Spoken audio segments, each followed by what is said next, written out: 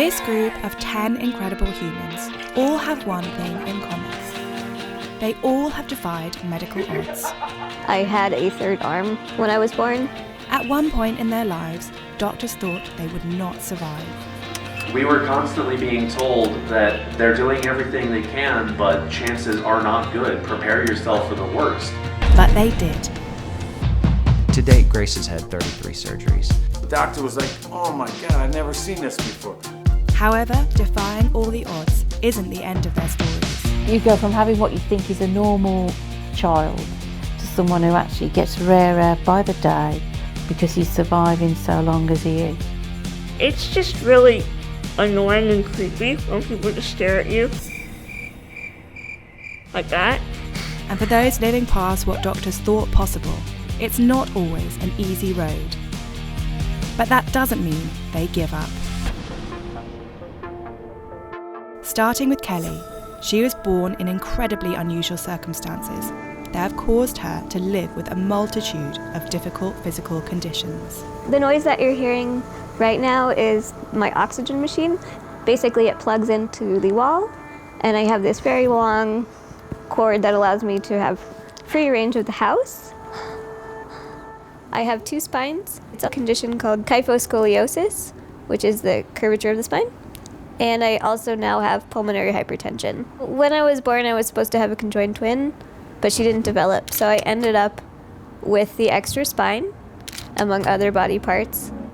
I have only one eye that's real. This is an artificial eye. I had a third arm when I was born, and back here, it was not functional, so they removed it. Essentially, the spines are curved together, so it created me like a sort of hump. And that actually, over time, has restricted my lung space and caused me the pulmonary hypertension, which means that I have trouble breathing because of the arteries between my lungs and my heart don't work properly anymore.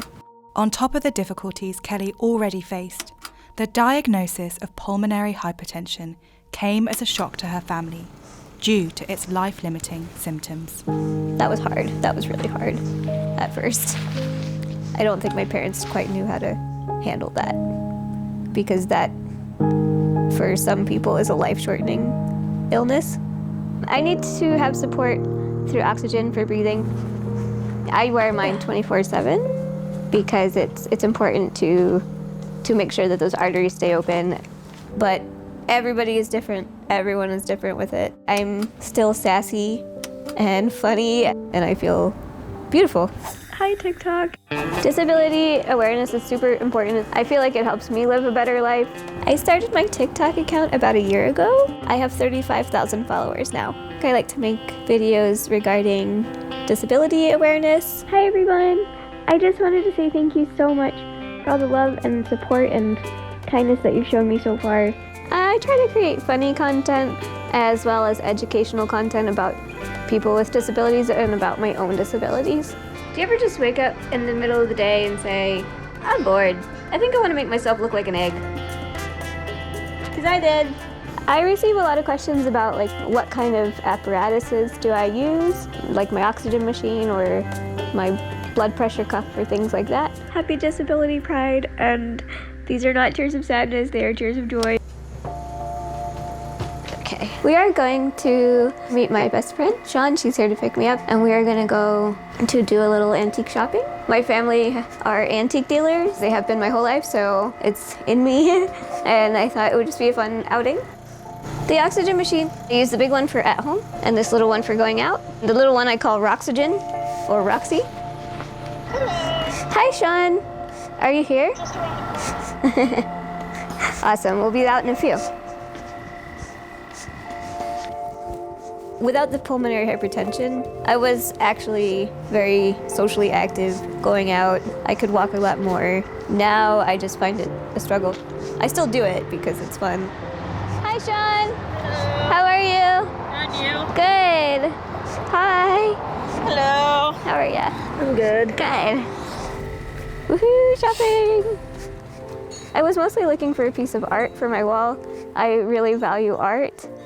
I think it's our escape from the daily norm, and I just like to look at it. It makes me happy. Initially, the doctors told me that I wouldn't live past a year, and I really showed them.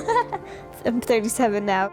It's not fair to put a timeline on somebody's health because you're not in their body, you're not in their spirit, and you don't know.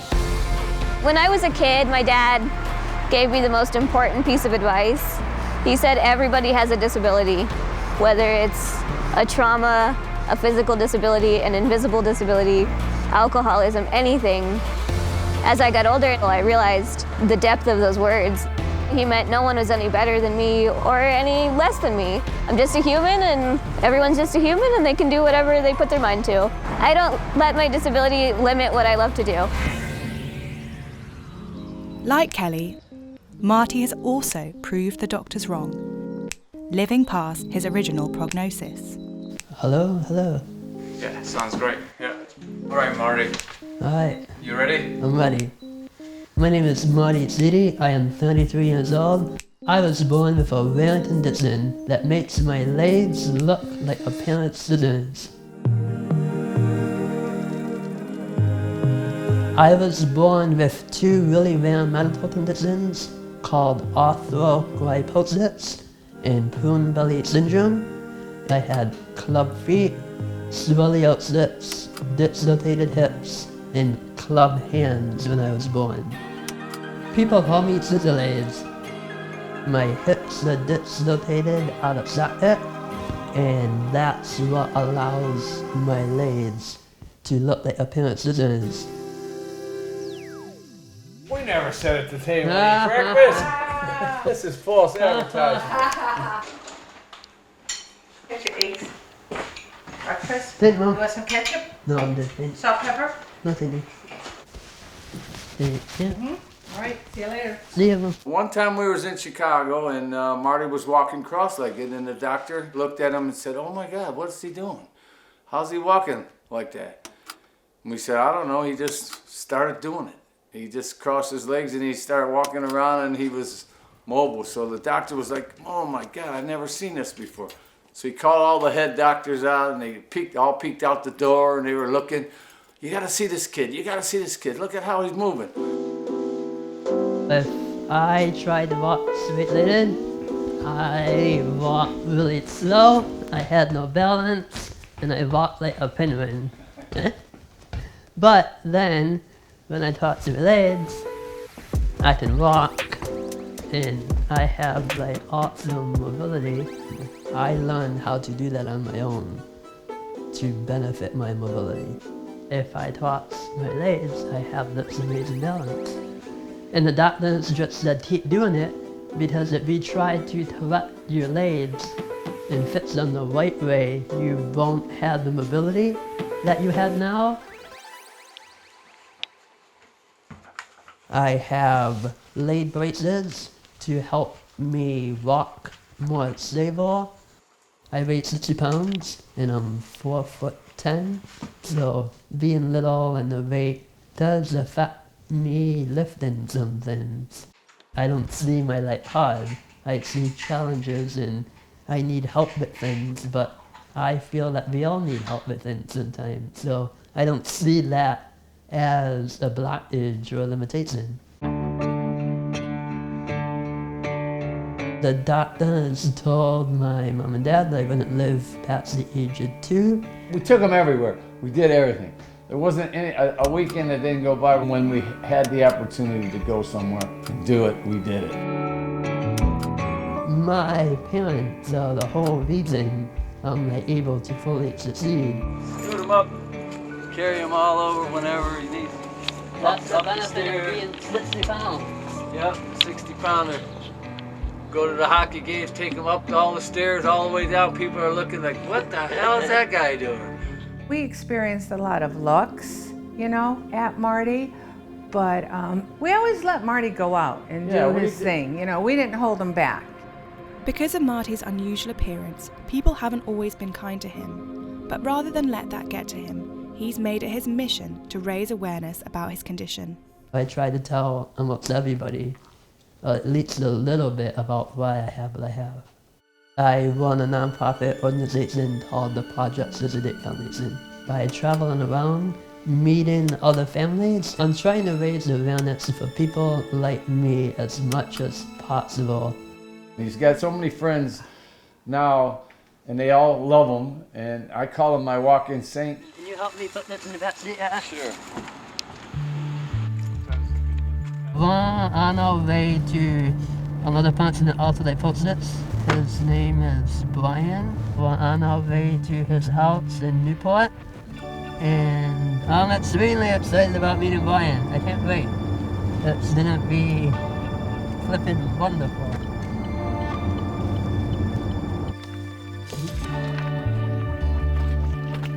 Hey, what's up, Brian? Hey, dude. How are you? How you been, man? It's good. Long time no see. Why not, man? Everyone with arthrogryposis is affected differently. My hands are affected the most, my hips are affected, and my feet. Hi, how are you? My fiance had told me about Marty. Me and Marty started talking, and then he finally came over and we met and we just hit it off. To be able to be selfless and just want to help others, you know, it takes a special person. And then we'll go fast down the road, though.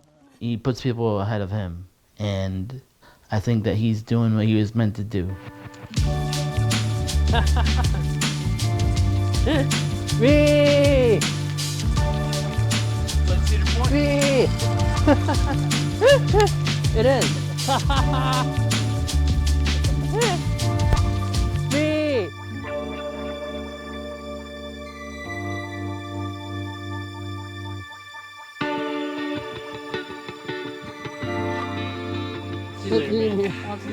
Thank you for the wheelchair ride. No That was problem, man. amazing. I'll charge you next time. Yeah, we'll have to go further. We'll go on an adventure. We just feel blessed. Yeah, well, it's just a blessing. I can't even put, Don't make me cry. I I'll can't. stop crying. Proud is like, for a parent, it's overwhelming and fulfilled into my heart. I mean, he makes my heart happy. Any disability, I feel and I'm seeing that people with disabilities, if you join the community, it empowers you more. When you're able to touch someone's life, it does something that money or any material thing cannot buy. It's my purpose, and I'm just taking every action and every step to follow it. Not all life-threatening conditions are things we're born with. Some people's life-limiting prognosis comes as a result of other factors. Like Jonny, whose life changed forever after a single accident. Why did I even survive? Why didn't I just die in the fire? I questioned that all the time. I was 4 years old when I was burned, and I was burned 95% of my body. My arms, my torso, my legs, and obviously my face. If you couldn't tell. 18-year-old Jonny was playing with his sister in the garden shed when a fire started after a candle was knocked over by the family's dog. This is where the fire happened, but it's a completely different shed now. It was rebuilt. I had heard screaming, and so I ran outside. After several attempts to find Jonny, his sister was finally able to pull him out of the burning shed. That day brings back a lot of different memories, feelings that are difficult to deal with. Stressful, panic, terrified.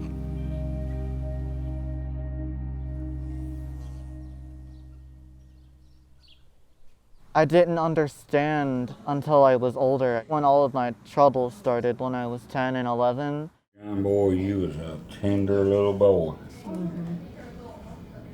You had to have his hand Had in to it. be careful touching you for a long time. So weird, because in that other picture, I'm climbing a tree, and I remember what it was like to have fingers and hold on to stuff. I was becoming a teenager, and appearance started to matter to me, and I started to realize that I really don't look normal. I just started to really hate what I looked like. I felt like I was genuinely a monster, and I shouldn't have friends because everyone was scared of me and I didn't deserve them. I kept all of this turmoil inside of me for so long that it turned into anorexia, where I just didn't even want to take care of my body anymore, where I just stopped eating. But I never realized how selfish I was acting.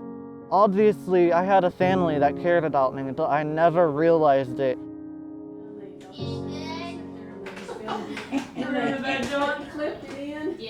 I realized that confidence is a habit. It's not a personality trait.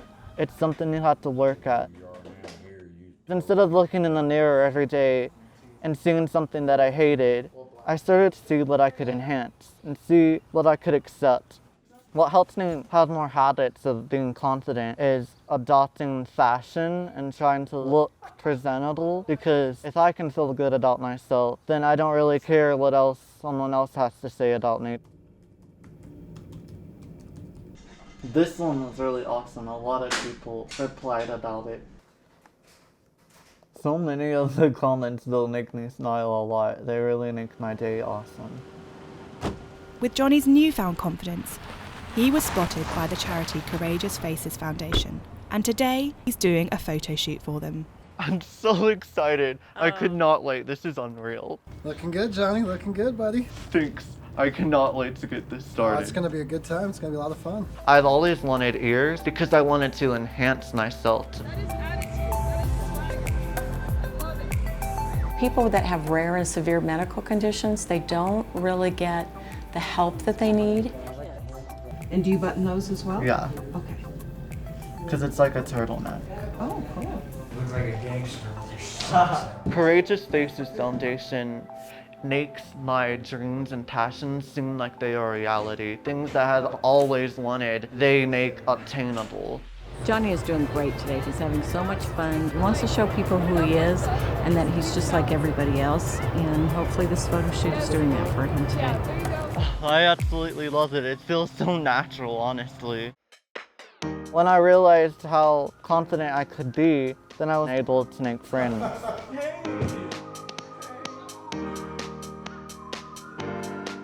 I would describe John as someone who's very entertaining and very energetic. He's got a great energy and I love him. He was very outgoing. He liked to talk to people all the time.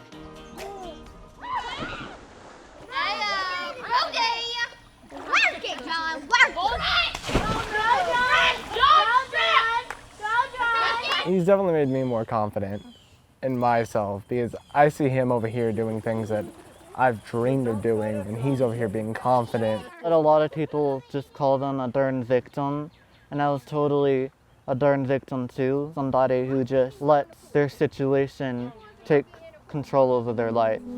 When you're a darn survivor, you're just surviving. But I like to call myself a darn thriver now, because I'm actually thriving in my darn. There are still parts that I feel insecure about, but I know that everyone has scars, and mine's not more or meaningful than anyone else's type of scar. Mine is just visible, and I'm not ashamed about it. I want to be the person who changes other people's minds, that they can be comfortable in their own skin if I can be.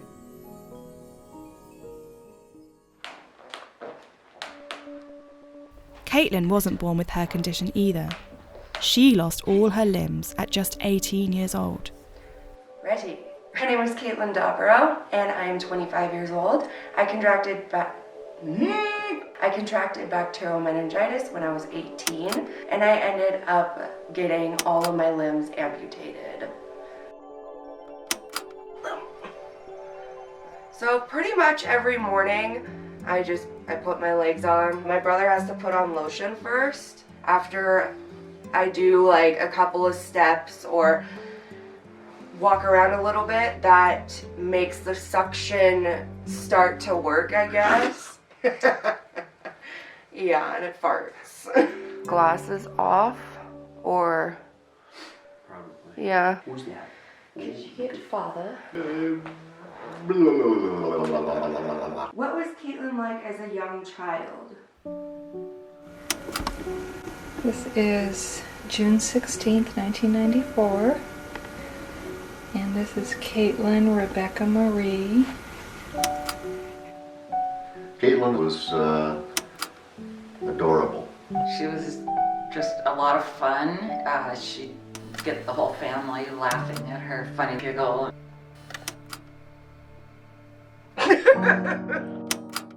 When I first started to feel sick, I didn't really pay attention to it. I wanted to go out and have fun. What would I hate this question? What was Caitlin like as a teenager before her illness? Caitlin was a handful. She was very outgoing. She was involved in things like dance and kickboxing. She was a typical teenager. She was a challenge. She liked to go out and have a good time with her friends a little bit too much, I think. When I first noticed my symptoms, I was super exhausted. I didn't want to go out and party, and that was really weird. Within those first 12 hours, literally my whole body started to turn purple, like right before my family's eyes. It progressed very fast. We were constantly being told that they're doing everything they can, but chances are not good. Prepare yourself for the worst. It is probably the peak of trauma that I've ever experienced in my life. The meningitis got into my bloodstream and pretty much cut off all circulation to my skin and limbs. And so a lot of those surgeries, I think I had like 22 in total, was taking skin from areas of my body that weren't affected by the illness and putting it on the affected areas to help grow the skin back. It was terrifying. My memory of Caitlin's illness actually gives me PTSD if I have to think about it. And then the disease kept just eating away up my arm, and they kept having to cut it shorter and shorter and shorter.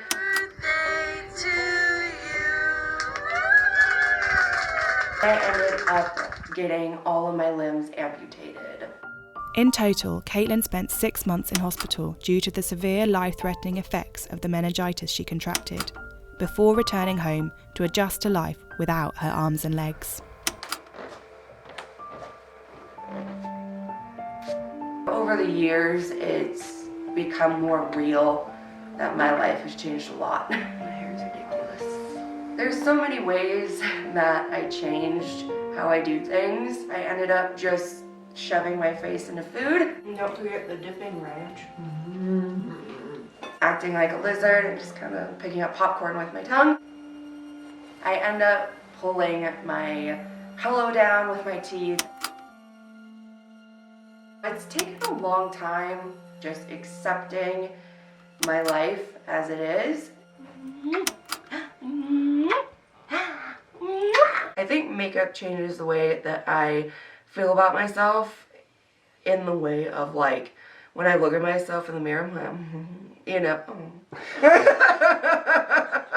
If you want to see me go from this to this, then keep on watching. I wanted to start my YouTube channel because I used to watch a lot of makeup tutorials. That's when I became obsessed with makeup. Today, I am going to be doing my first ever Halloween makeup tutorial. I was like, that looks really fun and something that I could do.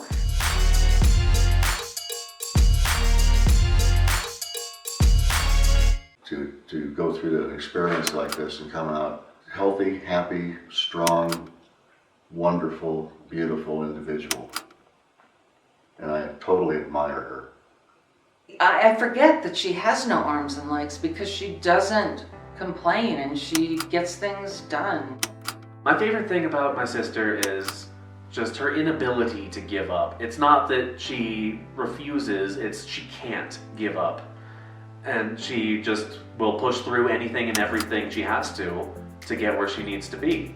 And I feel like she's where she needs to be now. Nephew? Oh no. You ready? Come on, babies. Come on.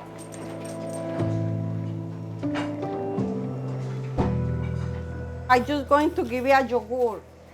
When Christopher was born, the doctor said there was no chance of him living past the age of 2. But he's now the oldest person in the world with his condition, proving the doctors ever so wrong. I need assistance with everything, whether it's eating, taking a shower, brushing my teeth, going to the bathroom. I am 2 years. His condition is worse and worse every day. He was driving and he fell down and we had to go to the doctor. I think that he was, yes. That happened 9 months ago. When I was a year and a half, I got pneumonia. They did the tracheostomy and then they diagnosed me as Jonny dysplasia type 2. Here is when he was 4 years old. The doctor said he's going to die. That was very hard. And we say we have to do a big party because he's going to die. Every single year after that, we go to the same doctor and we rub it in his face that I'm still alive. I am 24 years old. His chest is very tiny for his organs inside. One lung totally doesn't work. When the machine beep, I know that he needs oxygen fast. But when the machine don't beep, he told me, Mommy, I need suction. It's because he feels that the mucus coming. The doctor showed me how I had to do it. The first time, that was very scary. I just can't disconnect here. When I do this, oh my God. But with the time you use it. I learned how to suction him at a really young age, since like 7 years old. The first time I suctioned him, I was definitely scared because we were in a moving vehicle. My mom was driving and he needed suction right away and there was nowhere to stop. Definitely has prepared me for everything that's happened since. And it made a better applicant for medical school.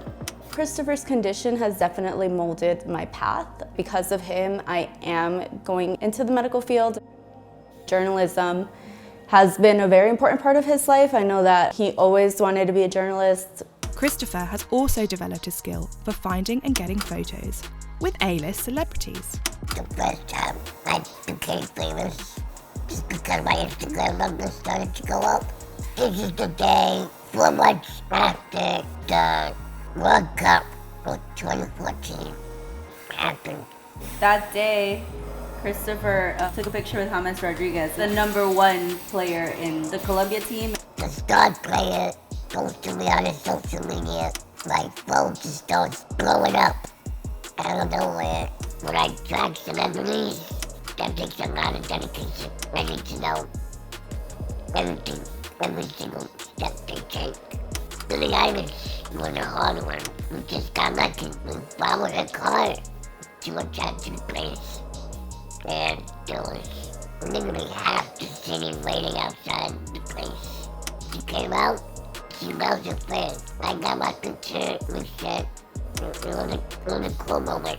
Lil Nas X, he had just won a VMA award, so he was in a good mood. I got to the location. Securities were nice enough to let me in and wait for him to come out. We were able to chat. We were able to sing a little bit. Yeah, he was really nice. My celebrity stalking skills helped me with my journalism. I only applied to 3 schools. I wanted to show my family that I could do it, but deep down I had my doubts too. And I got an email. I opened it and it's Colombia. It's Colombia. This is the defining moment. I got my bachelor's degree in journalism from a top-flight university and my master's of science from Columbia University Graduate School of Journalism. It was hard, but I was able to graduate with honors. My mom was, her face, watching her face was priceless. I am very, very proud of my son Christopher. When he was like 10, 11 years, I never think that he go to the college. But after that, he do the maestria, and I am very, very proud of him. When I go outside, a lot of people wants to know how we try him. It used to be an everyday thing to come to the park. Every day we have to do this. To see him smiling, laughing, that's everything. I don't need more. And I'm good. My next many people. My dream was to be a sports analyst, and in terms of writing and other journalism, it's just to be able to tell stories of immigrants that make our New York City the diversity that it is. Being a disabled member of the community, it's not easy to change the narrative, but obviously there's always gotta be a first time. There's always a first time for everything.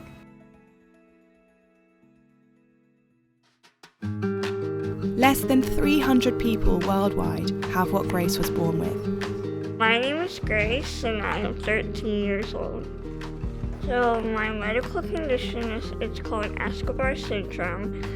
It is where my joints and my muscles are a lot tighter than most people's. And as well as Escobar's, I have scoliosis. Grace's childhood has been, it's a series of ups and downs. Escobar syndrome is very rare. To date, Grace has had 33 surgeries. She gets these joint contractures, everything from her jaw, her neck, her hands, legs, arms, everything just doesn't move as well. I have had fixators on both my legs twice. Those are where they take screws and they put them in your leg. You twist them and it makes your leg straighten. The journey has been very intense. Every time that we do something in the OR, her genetics want to reverse it. Her ankle, at one point when she came out of the operating room, it was a 90 degree. And over time, it's reversed some. And so now she has pointy feet. And so that's part of the reason that she wears these braces then, to help give her a little bit of stability. I've had a spinal fusion. I've had a cleft palate fixing. I've had jaw stretches. I've had 2 corneroidectomies, and I have had a hand surgery, and I think I've had some more jaw surgeries. Even little things like getting dressed every morning. So she needs help getting her braces on. She can't really bend down to touch the ground. She can bend over, but she can't pick things up off the ground. I think the medical world doesn't want to set limitations, and quite frankly, I didn't want to hear them. Now we set our own limits. So I have a YouTube channel. It is called Grace Nova. Hey everybody, it's Grace. I want to teach people about Escobars and teach people about like how to be friends with someone who is a little bit different.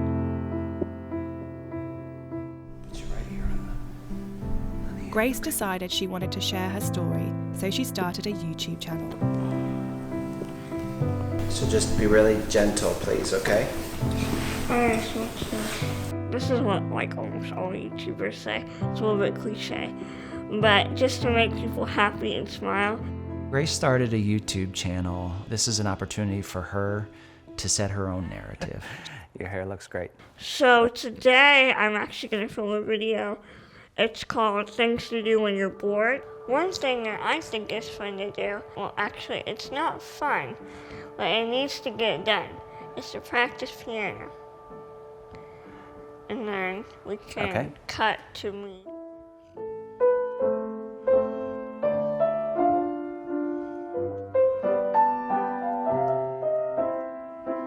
Grace has really embraced music.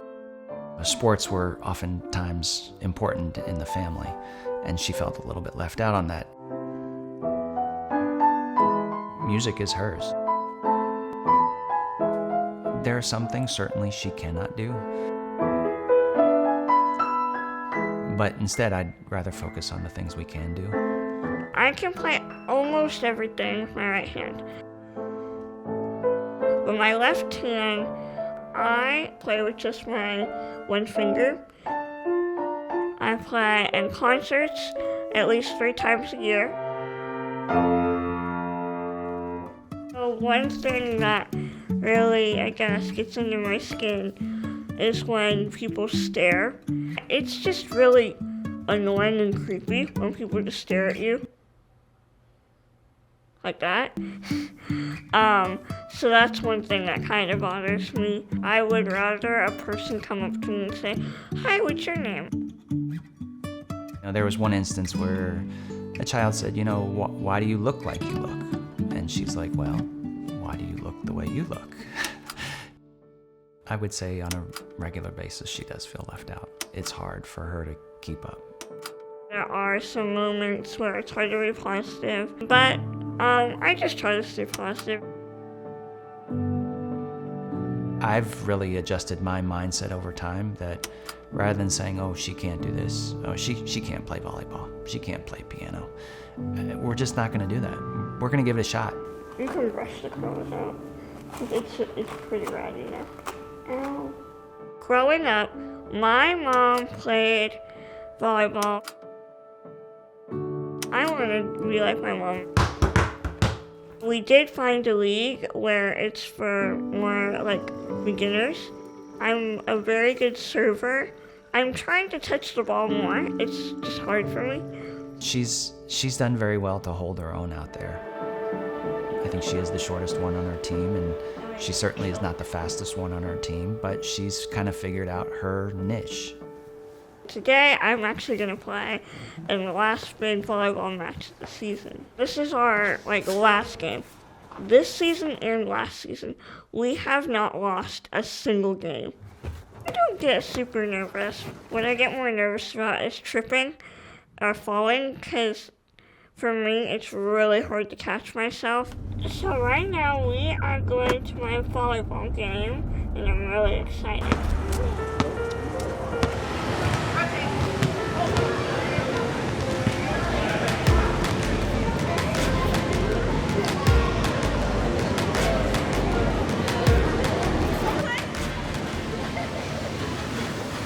One, two, three, strikers!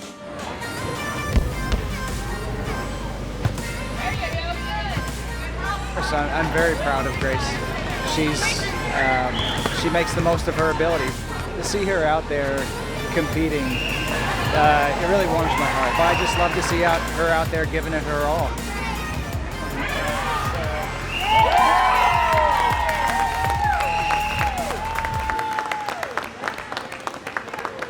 She is tough. She was able to get in and figure out her serve. They're great teammates. Some are a little overprotective. When the ball comes, they want to take it, but she can take it.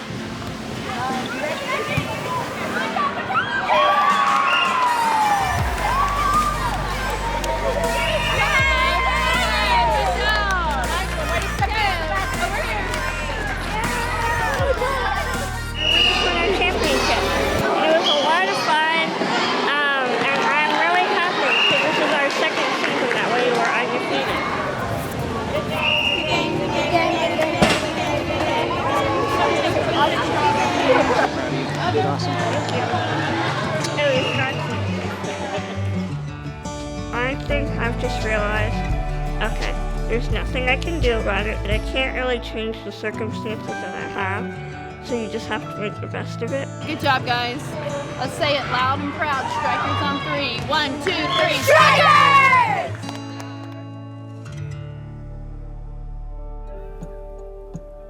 17-year-old Liam was born with an extremely rare condition that affects less than 15,000 people worldwide.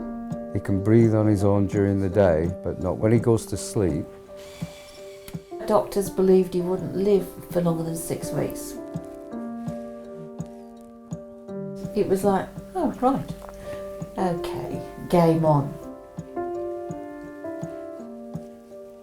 You all right? Give me your foot, mate. Give me this foot. Liam has a condition called congenital central hyperventilation syndrome, or Ondine's curse. Ondine was a fairy, and he was cursed that if he ever fell asleep, he would die because he wouldn't breathe. So we rely on a machine to make him breathe. And without that machine, he wouldn't be alive. Okay, comfy.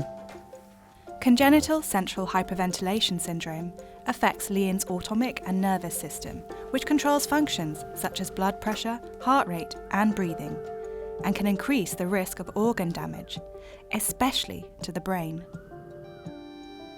If you ask me if I had a good night's sleep, the answer is no. Not since the day he was born, to be quite frank. You don't know from one day to the next, 1 minute to the next minute, whether he's going to have a seizure, an episode, he's going to get tired, he can collapse on you at any time. I always remember one senior nurse saying to me many times, it will get easier as he gets older. That is the biggest load of rubbish going, because it does not get easier. If anything, it gets harder. You go from having what you think is a normal child to someone who actually gets rarer by the day because he's surviving so long as he is. Every night, Liam relies on a ventilator to keep him alive while he sleeps. A carer is also on hand to watch over him in case anything goes wrong.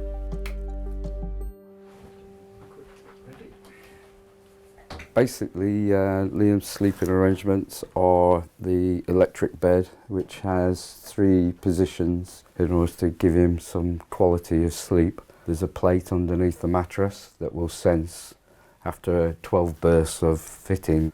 The idea is that this ventilator supplies positive pressure so that his lungs are forced to exhale. If ever anybody has sort of had the night dream where you're falling off a cliff, that's your body telling you your phrenic nerve is alarming, and it makes you take a deep breath. So equating to that, that's his condition. He has that all the time. It's also his room, so you've got his PlayStation, his sat TV, then obviously Liam's big forte is his Lego, which is all around the room. We are hoping to put a whole big trap up in the lot for me.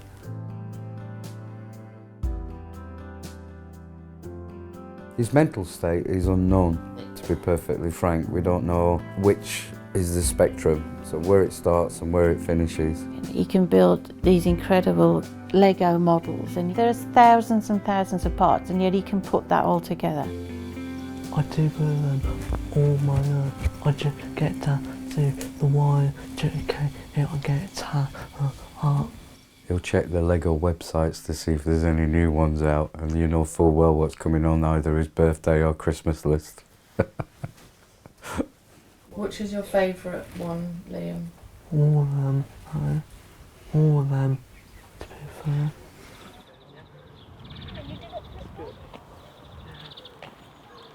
Liam's 17, nearly 18, so it's a big birthday this year.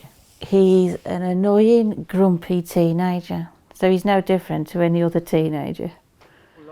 But he does have a sense of humour. He's very caring. He's got a really soft side.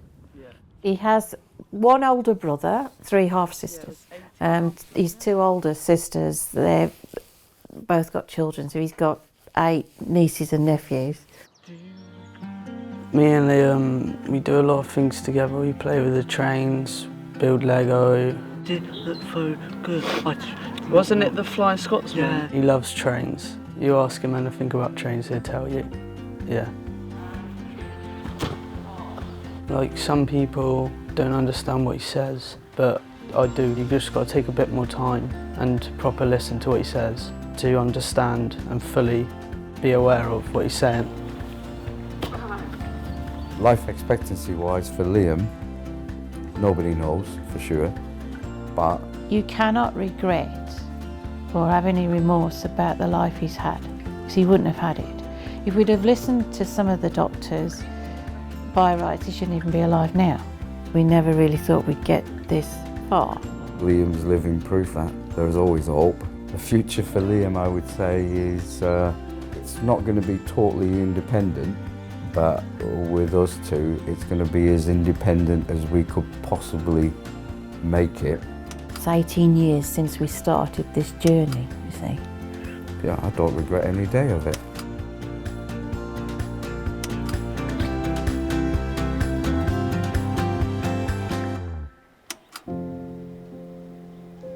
We got married 6 years ago on the beach in North Carolina. Yeah, when we found out we were pregnant, we were very excited. Yep. At a routine ultrasound, Caitlin and Brian were given some shocking news.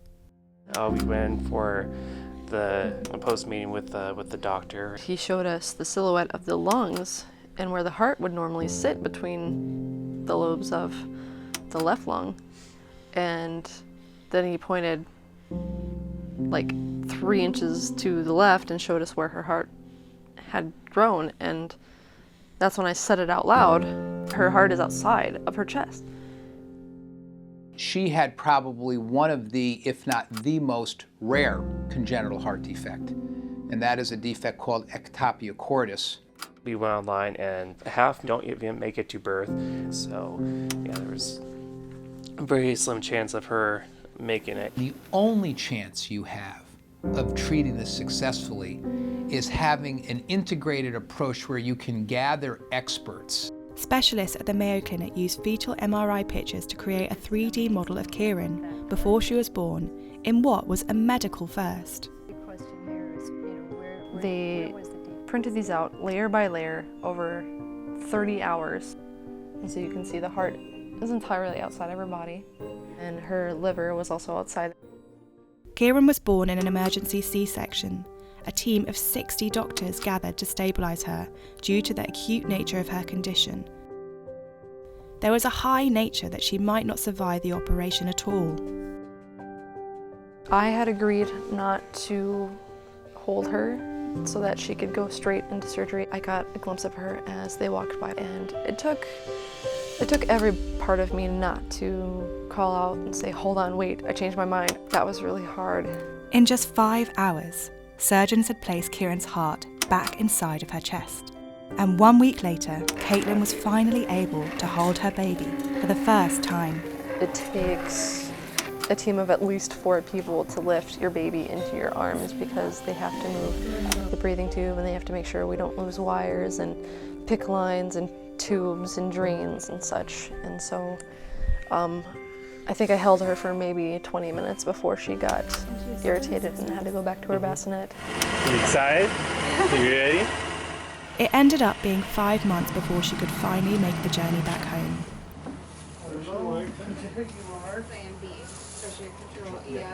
Now 18 months old, doctors are delighted with Kieran's progress, but she will need much more surgery in future.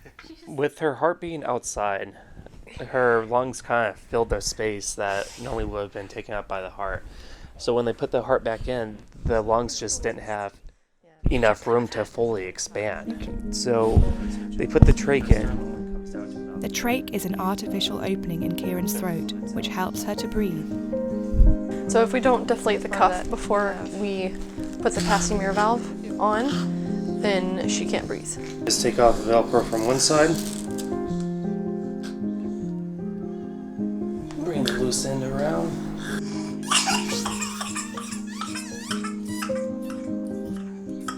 It'll come out, we're guessing, in the next 3 to 6 months. And it's all dependent on her, how she handles the next few steps. It's uncharted territory. Despite allowing her to get more oxygen, the track means that Kieran has been primarily fed through a tube since birth and has only just started learning to talk. As a result, she's seeing an expert to help her catch up with other children her age.